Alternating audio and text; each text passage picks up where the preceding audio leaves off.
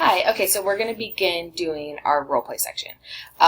This is Robert, my husband, and he's going to be filling in to be playing the role of Bruce, our war veteran who is suffering from PTSD from his tours in Iraq and Afghanistan. He had two IED experiences.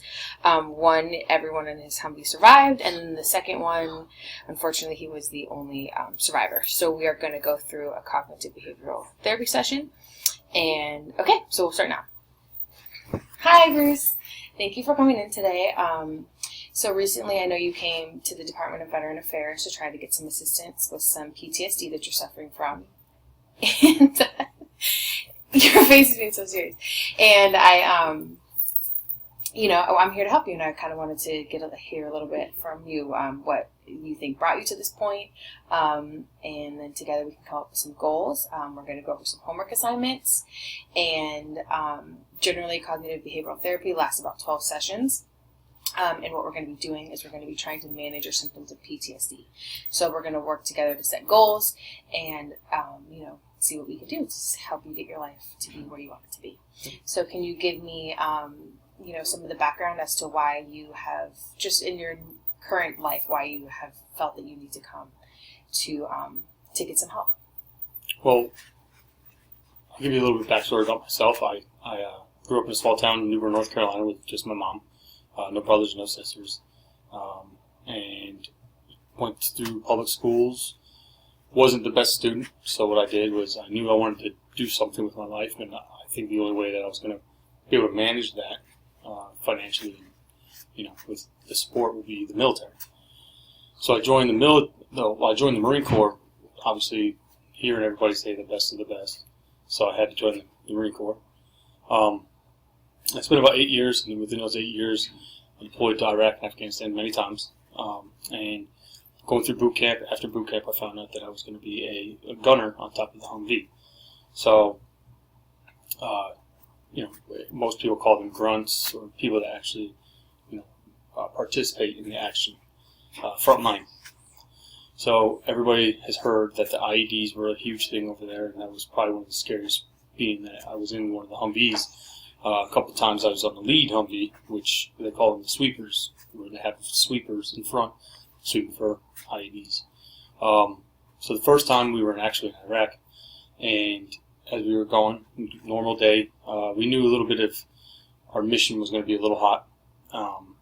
And what ended up happening, me being up on the top, we got, being the sweeper, we got blown, hit the IED, got blown up, and due to the new designs of the Humvees and all that, it has a V-hole, which kicked all the the shrapnel, most of it out.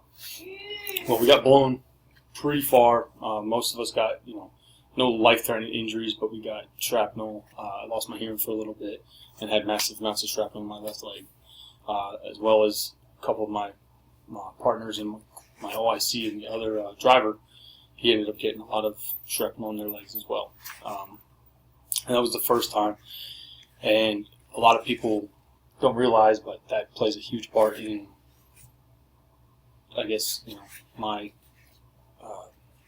cut myself off from other people, because a lot of people ask me how it was and this and that. And I didn't realize how severe it was going to be until my second one, where we actually got hit with an IED the second time. And on that one, everybody died except for me.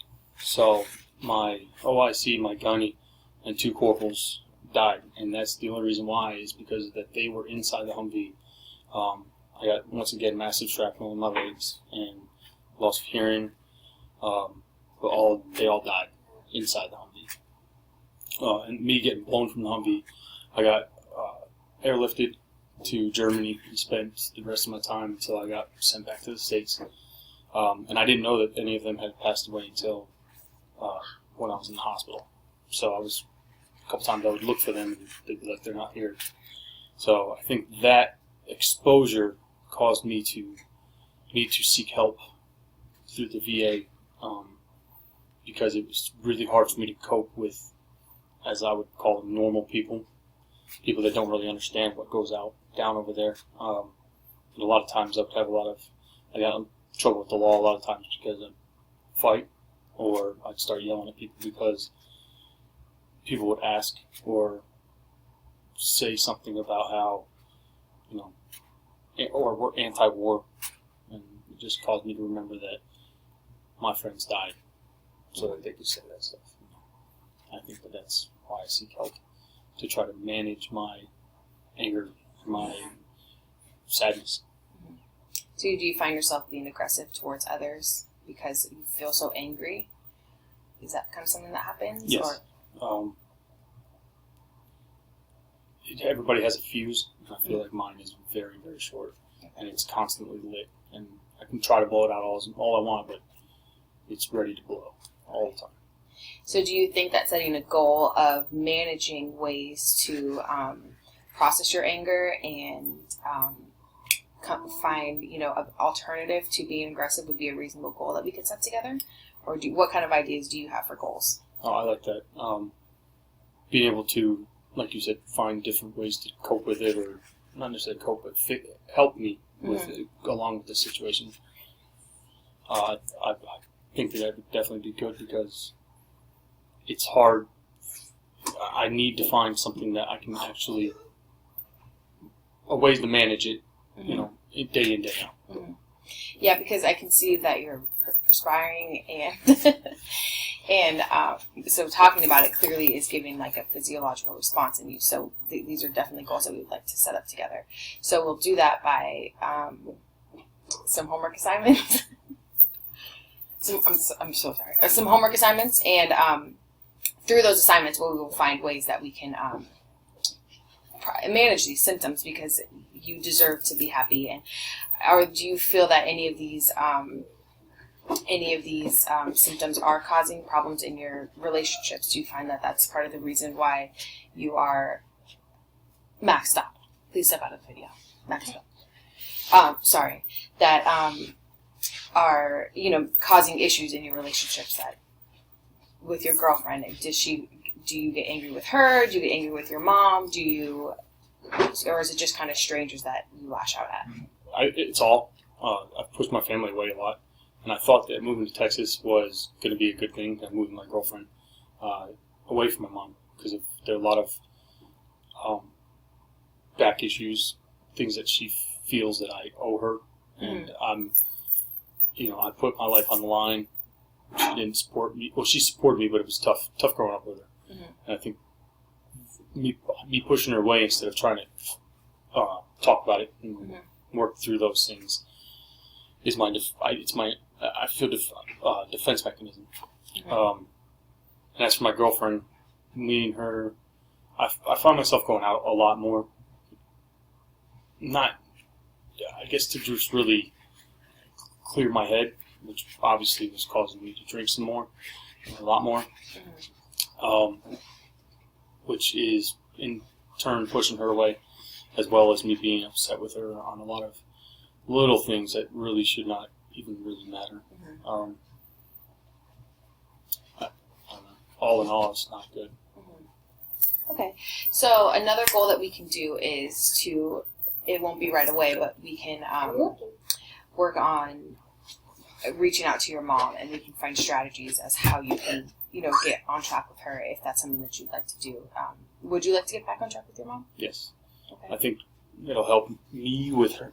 It'll help me and her, and maybe fix the bond between the family, because me not talking to her and alienating her and pushing her away has also pushed the rest of my family away. And I think that family's very important, and maybe that, you never know, maybe they can help me in the way that I didn't know they could.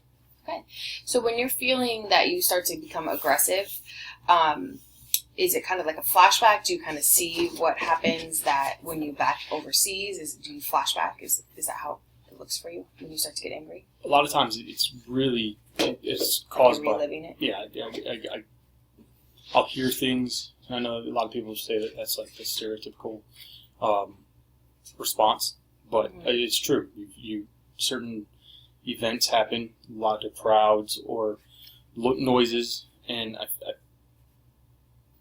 don't know if it's a flashback, but it puts me in that state of how I felt on edge when I was over there. And I think that's what, or people ask about it a lot, and I don't talk about it and I bottle it up. I don't want to talk about it because I don't want to relive it. Right. I've already been there once, and it's already been playing a toll on me. I don't want it to play even more big toll. Okay. So moving into our next session, this is what I'd like you to do, and let me know if you feel comfortable with this. So the next time that you're feeling angry and you start to have a flashback, after it's done, I want you to write a little diary entry about it and write down how you were feeling, what triggered it, if you notice anything that happened before it in your surroundings or things like that happened before, and then you'll bring that to the next session and we'll read it over together, and then we can come up with if there was a cue that started it or a trigger, or what we can see together that brought on the situation, and then we can come up with a way to manage that trigger and alternative ideas as to what we can do if that trigger were to come up again. Is that something that you're willing to do? I can try it. Okay.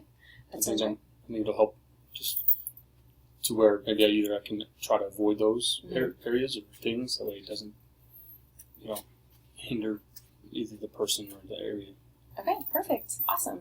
So it was a pleasure to meet with you today, and I will be seeing you again next week. Thank you. Cool. Thanks.